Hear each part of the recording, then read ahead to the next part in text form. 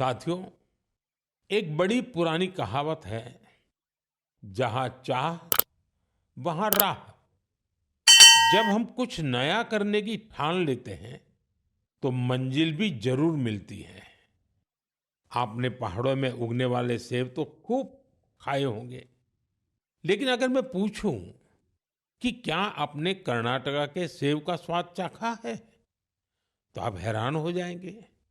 आमतौर पर हम समझते हैं कि सेब की पैदावार पहाड़ों में ही होती है, लेकिन कर्नाटका के बागलकोट में रहने वाले श्री शैल तेली जी ने मैदानों में सेब उगा दिया है। उनके कुलाली गांव में 35 डिग्री से ज्यादा तापमान में भी सेब के पेड़ फल देने लगे। दरअसल श्रीशैल तेली को खेती का शौक था, तो उन्होंने सेब की खेती को भी आजमाने की कोशिश की और उन्हें इसमें सफलता भी मिल गई।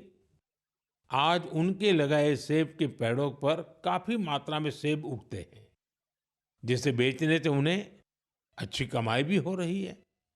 साथियों, अब जब सेबों की चर्चा हो रही है, तो आपने किन्नौरी सेब का नाम जरूर सुना होगा।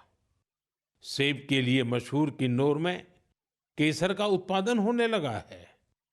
आमतौर पर हिमाचल में केसर की खेती कम ही होती थी, लेकिन अब किन्नौर की खूबसूरत सांगला घाटी में भी केसर की खेती होने लगी। ऐसा ही एक उदाहरण केरला के वायनाड का है। यहाँ भी केसर उगाने में सफलता मिली और वायनाड में ये केसर किसी खेत या मिट्टी में नहीं, बल्कि एरोपोनिक्स टेक्निक से उगाए जा रहे हैं। कुछ ऐसा ही हैरत भरा काम लीची की पैदावार के साथ हुआ है।